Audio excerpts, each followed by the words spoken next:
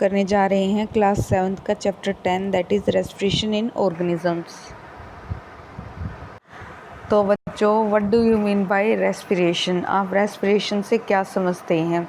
Respiration का मतलब जब भी हम रेस्पिरेशन को पढ़ते हैं तो हमारे दिमाग में आता है कि सांस को अंदर लेना और बाहर करना। तो रेस्पिरेशन सिर्फ सांस लेने और अंदर बाहर करने की प्रक्रिया ही नहीं है। इसके अलावा रेस्पिरेशन एक केमिकल प्रोसेस है जिसके द्वारा हमारा जो फूड है वो ब्रेक डाउन होता है और उससे हमें एनर्जी मिलती है।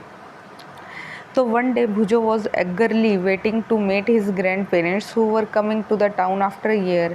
एक बार भुजो एगरली मतलब बहुत ही उत्साह से वेट कर रहा था अपने ग्रैंड पेरेंट्स का, दादा दादी का, जो कि एक टाउन से एक लंबे समय के बाद, करीब 1 साल के बाद आ रहे थे। He was in a real hurry as he wanted to receive them at the bus stop. तो बहुत जल्दी में था क्योंकि वह उन्हें बस स्टॉप पर रिसीव करना चाहता था। He ran fast and reach the bus stop in a few minutes. तो वह बहुत तेज़ दौड़ने लगा और कुछ ही मिनटों में कहाँ पहुँच गया? बस स्टैंड पर। तो ही वॉज ब्रीथिंग रैपिडली, लेकिन दौड़ने की वजह से वह जो सांस ले रहा था वो बहुत जल्दी जल्दी ले रहा था। रैपिडली मतलब बहुत fast. His grandmother asked him why he was breathing so fast। उसकी ग्रैंडमदर दादी माँ कहती है कि वो इतना तेज़ी से सांस क्यों ले रहा है। ब्रेदिंग मतलब सांस लेना। Boojo told her that he came running all the way. Boojo ने उन्हें बताया कि वह सारे रास्ते दौड़ता हुआ आया, इस वजह से उसको सांस चढ़ गई हैं। But the question got stuck in his mind. पर तभी उसके दिमाग में एक क्वेश्चन अटक गया, मतलब एक क्वेश्चन आ गया। He wondered why running makes a person breathe faster. तो वंडर्ड मतलब हैरान। वो हैरान था कि जब कोई दौड़ता है तो उसकी जो सांस लेने की प्रक्रिया है, प्रोसेस है, वो इतनी तेज कैसे हो जाती है।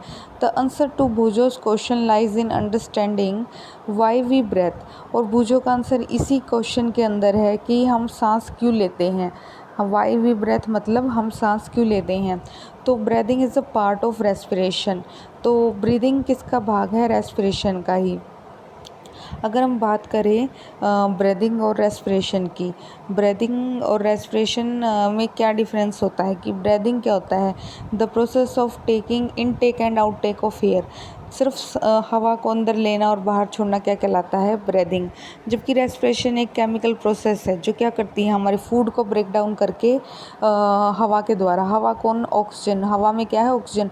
वह हमारे शरीर के अंदर जाएगी थ्रू ब्रीदिंग और सेल के अंदर जाकर फूड को तोड़ देगी और उसमें से हमें क्या देगी? Energy and carbon dioxide as a waste बाहर निकाल देगी और कुछ अमाउंट में वाटर भी रिलीज़ करेगी। तो ब्रीथिंग एक फिजिकल फिनोमेना है, रेस्पिरेशन एक केमिकल फिनोमेना है। फिजिकल मतलब यह सिर्फ हमारे लंग्स तक रिलेटेड है, जबकि रेस्पिरेशन सेल तक जाता है।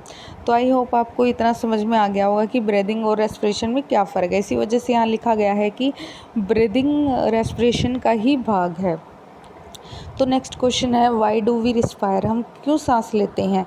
इन chapter you learn that all organism are made of small microscopic units called cells. तो आप चैप्टर 2 में ऑलरेडी पढ़ चुके हैं कि सभी इंडिविजुअल किसके बने होते हैं? सेल के। A cell is the smallest structure and function unit of organism.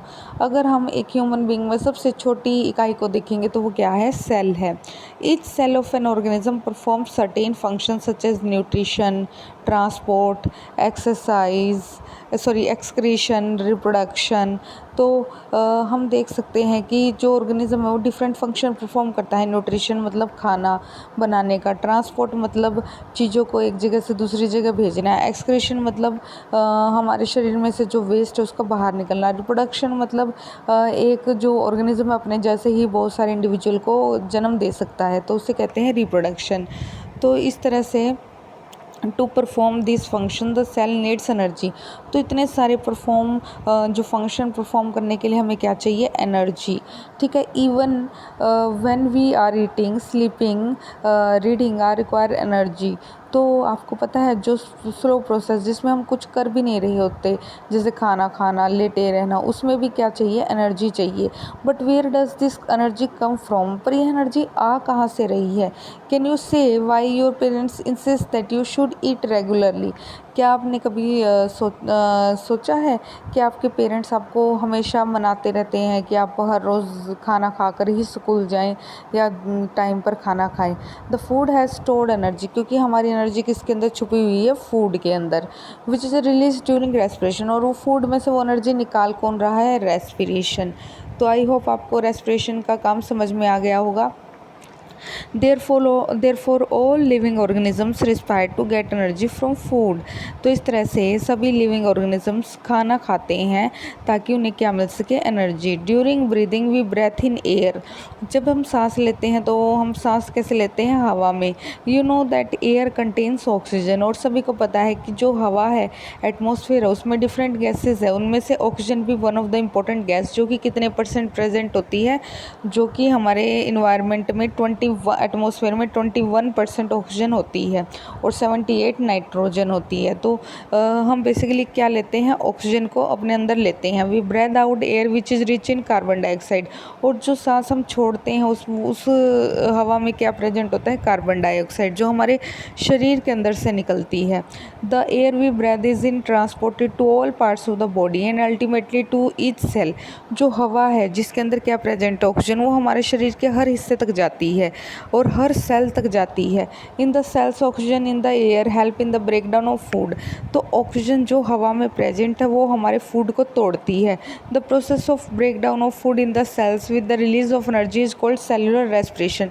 तो बच्चों यहाँ पर एक इंपॉर्टेंट टर्म आई है, व्हाट इज सेलुलर रेस्पिरेशन, कि वह प्रक्रिया जिसमें खाना टूटता है और तोड़ता कौन है, ऑक्सीजन, और बदले में क्या मिलती है, एनर्जी, उसे कहते हैं cellular respiration. Cellular respiration takes place inside the cell of all organisms. जैसा कि नाम से इंडिकेट हो रहा है, सेलुलर रेस्पिरेशन कहाँ देखने को मिलती है, सेल के अंदर। तो in the cell the food is broken down into carbon dioxide and water using oxygen. तो ऑक्सीजन की प्रेजेंस में आप देख सकते हैं जो ग्लूकोज किसको इंडिकेट कर रहा है, फूड को, वो टूट रहा है और बदले में क्या छोड़ रहा है, carbon dioxide, water and energy हमें मिल रही है। When break down of glucose occurs with the use of oxygen it is called aerobic respiration. तो जब ग्लूकोज टूट रहा है ऑक्सीजन की प्रेजेंस में, तो इसे क्या कहा जाता है, aerobic respiration. Food can also be broke down without using oxygen, this is called anaerobic respiration. तो जब फूड ज़रूरी नहीं है, कुछ ऑर्गेनिजम्स हैं जो ऑक्सीजन के बिना भी सांस मतलब फूड को तोड़ रहे हैं और एनर्जी ले रहे हैं, तो ऐसी इस तरह की रेस्पिरेशन को हम अनएरोबिक रेस्पिरेशन कहते हैं। इस तरह से हमने 2 प्रकार की रेस्पिरेशन के बारे में पढ़ लिया, एरोबिक एंड अनएरोबिक। तो बच्चों यहाँ पर केमिकल इक्वेशन दी गई है जो कि हमें एरोबिक रेस्पिरेशन की केमिकल इक्वेशन है। तो you should know that there are some organism such as yeast that can survive in the absence of air. तो कुछ ऐसे ऑर्गेनिज्म हैं जो हवा के बिना भी रेस्पिरेशन करते हैं, जैसे कि ईस्ट, जो कि एक फंजाई है, जो हम ऑलरेडी चैप्टर 1 में पढ़ भी चुके हैं। और ऐसे जीवों को हम अनएरोब्स भी कहते हैं। They get energy through anaerobic respiration. तो उन्हें एनर्जी कहाँ कैसे मिलती है, वो जो जब सांस लेते हैं तो ऑक्सीजन के बिना, तो उस एनर्जी को हम बोलते हैं, उस रेस्पिरेशन को बोलते हैं anaerobic respiration. In the absence of oxygen glucose break down into alcohol and carbon dioxide as given below. तो बच्चों ईस्ट के अंदर आप देख सकते हैं कि विदाउट ऑक्सीजन हमें क्या मिलता है, सेम मिलता है, कार्बन डाइऑक्साइड एनर्जी, प्लस यहाँ वाटर की जगह क्या बन रहा है, अल्कोहल, इंपॉर्टेंट है। तो ईस्ट क्या करती है, अल्कोहल बनाने में मदद करती है। तो इस तरह से बच्चों हमने एरोबिक और अनएरोबिक रेस्पिरेशन के बारे में पढ़ लिया, सेलुलर रेस्पिरेशन के बारे में पढ़ लिया, ब्रीदिंग क्या होती है उसके बारे में पढ़ लिया। तो बहुत इंपॉर्टेंट चैप्टर है और बहुत इंटरेस्टिंग भी है। आप आज ये रीड करें और इसको ध्यान से समझने की कोशिश करें। आज के लिए इतना ही, धन्यवाद।